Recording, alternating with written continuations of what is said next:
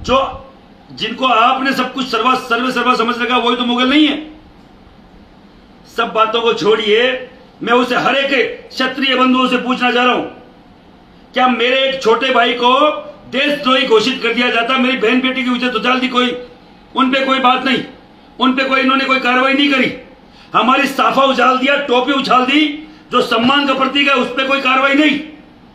और अब आपका एक युवा भाई जिसने राजस्थान से ताल ठोक रखी है, पूरा देश का युवा उसको समर्थन कर रहा है, 3600 कौम का आदमी उसके लिए खड़ा है, रविंद्र सिंह भाटी बाड़मेर से, उसको परसों के रोज पूरी भारतीय जनता पार्टी की आईटी सेल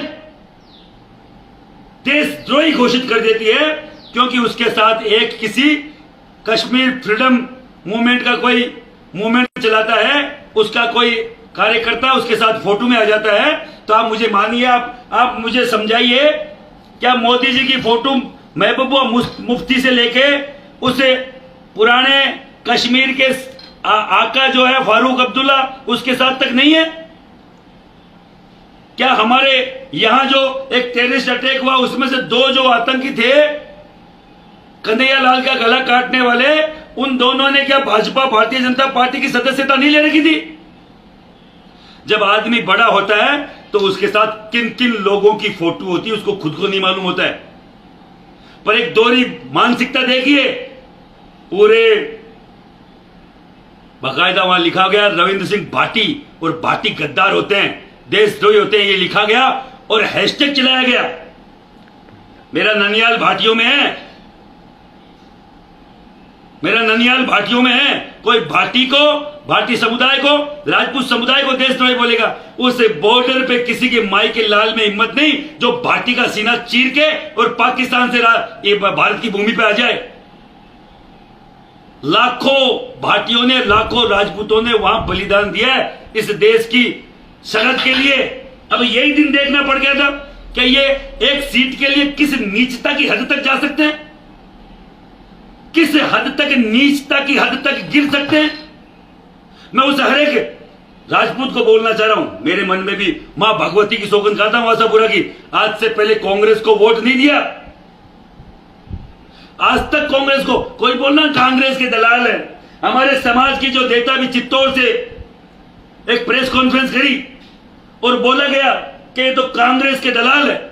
तो मैं उन नेताओं को, जो मेरे भाई है, मैं 2 फाड़ नहीं करना चाह रहा था, इसलिए कोई वक्तव्य नहीं दिया, पर मैं आपको पूछना चाह रहा हूं, आज से 4 महीने पहले उन्हीं नेताजी को इसी भारतीय जनता पार्टी ने टिकट काटी, तो स्वाभिमान के नाम पे कौन खड़ा हुआ उनके साथ? यही राजपूत समाज का युवा था, यही हम लोग थे, और बकायदा निर्दलीय जिता के लाए। मैं आपको बोलना चाह रहा हूं, पार्टी के प्रेशर में इतना मत आइए कि राजपूत समाज के खिलाफ आपको यह वक्तव्य देना पड़े। वहां के एक समाज के संगठन के व्यक्ति, मां पद्मावती चित्तौड़ से थी, उनकी लाज को रखिए, उनको, उनके दूध को मत ले जाओ, उनकी कोक को मत ले जाओ। अरे मां पद्मावती आपके लिए, आपके सम्मान के लिए, इस चित्तौड़ के मान सम्मान के लिए, इस राजपूताना के मान सम्मान के लिए, इस देश के अभिमान के लिए जोहर कर लिया था। उस चित्तौड़ की धरती का कोई सामाजिक व्यक्ति ये बोलता है कि ये बी टीम है कांग्रेस की? क्या हम तुम्हारे भाई बी टीम है कांग्रेस की? कांग्रेस के एक नेता के साथ महिपाल सिंह की फोटो दिखा देना, समाज सेवा छोड़ दूंगा, मैं कोई एमपी एमएलए की टिकट नहीं मांग रहा जो मुझे कोई फायदा हो रहा है। बीजेपी के सैकड़ों अब तक फोन आ चुके हैं नेशनल नेताओं के, कितने में सौदा करोगे? महिपाल सिंह बिकाऊ नहीं है, राजपूत का खून हूं। जो भी भाई मुझे देख रहे हैं और आपको लगता है इस मैसेज को पूरे देश में जाना चाहिए, फ्री का एक आता है शेयर, मेरा उठा के फेसबुक अकाउंट देखो, इतना गला घोट दिया इसे इन सरकार ने, इस केंद्र की सरकार ने, इस राज्य की सरकार ने, कि इस पे 5 लाइक आना भी मुश्किल हो गया। ये तो आप लोगों की ताकत है, जो आप लोग जो शेयर करते हो। मैं एक चीज बोलना चाह रहा हूं, इसको शेयर करो, आगे फॉरवर्ड करो, तो मेरी आवाज पूरे देश में जा सके। 2 व्यक्तियों ने इनको आईना दिखा दिया पूरे देश में।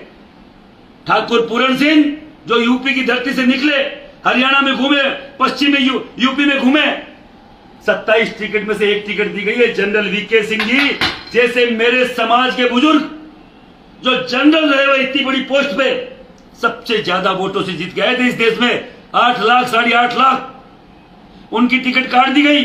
खुद मोदी जी 5 लाख वोटों से जीते थे। कैसे काट दी? मुझे जवाब दो, मुझे जवाब दो बृजभूषण सिंह पे, मुझे जवाब दो। मेरे उसे हर एक एमपी में 7 से 1 टिकट कर दी, क्यों कर दी? गुजरात में आप 20 साल से 1 टिकट नहीं दे रहे हो, क्यों नहीं दे रहे हो? मेरे महाराणा प्रताप जैसे लोगों की जातियां बदल दी गई। अरे अभी तो जागो, कब जागोगे? मेरे मन में खुद में राष्ट्रवाद है। मैं खुद चाहता हूं कि बीजेपी की सरकार आए, पर ये मान लेना अपने फसल खराब हो जाती है, फसल खराबा हो जाता है, पकने के समय बरसात आ जाती है, बड़ा तूफान आ जाता है, फसल खराब होती है ना, कई बार खामियाजा भुगतना पड़ता है ना, घर में घाटा भुगतना पड़ता है। अब की बार ये देख लेना, हमारी कमल की फसल खराब हो गई थी और अब की बार हम लोग वोट की चोट देंगे और बकायदा देंगे। मेरे इतिहास में तुम लोग बात नहीं कर रहे हो। इतिहास के पन्नों को तुमने तोड़ा मरोड़ा है, खून से लिखा हुआ इतिहास है, स्याही से मिटाने का प्रयास कर रहे हैं। ईडब्ल्यूएस सरलीकरण में इन्होंने क्या किया मुझे बताओ, जिसमें जाट भी आएगा, बिश्नोई भी आएगा, भूमिहार भी आएगा, पटेल भी आएगा, मराठा भी आएगा। क्या मैं सबकी बात नहीं कर रहा था? क्या गलत बात थी? क्यों नहीं आपने किया?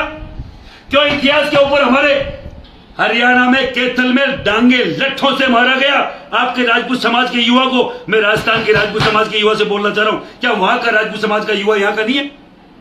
एक सज्जन बोलते हैं यहां के कि ये तो हमारा गुजरात का मामला है।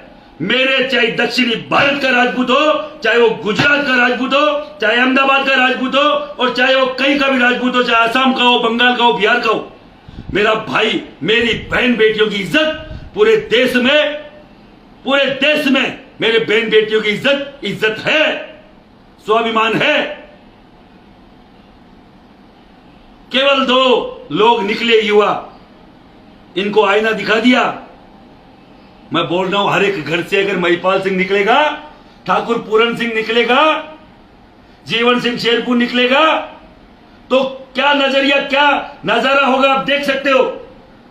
हजारों प्रलोभन है, बिकने को बिकते हैं लोग, मैं बता रहा हूं, और लोग स्टेटमेंट दे रहे हैं बीजेपी के पक्ष में। हम वो लोग उनका विरोध भी नहीं कर पा रहे। आप मेरा एक बार मां भगवती आशापुरा, मां जमवाई, मां करणी, मां नागनेचा मां, आप लोग शपथ लेके एक बार, मैं बोल रहा हूं महिपाल सिंह, प्रथम चरण में हम लोग कमल का फूल, हमारी भूल करेंगे।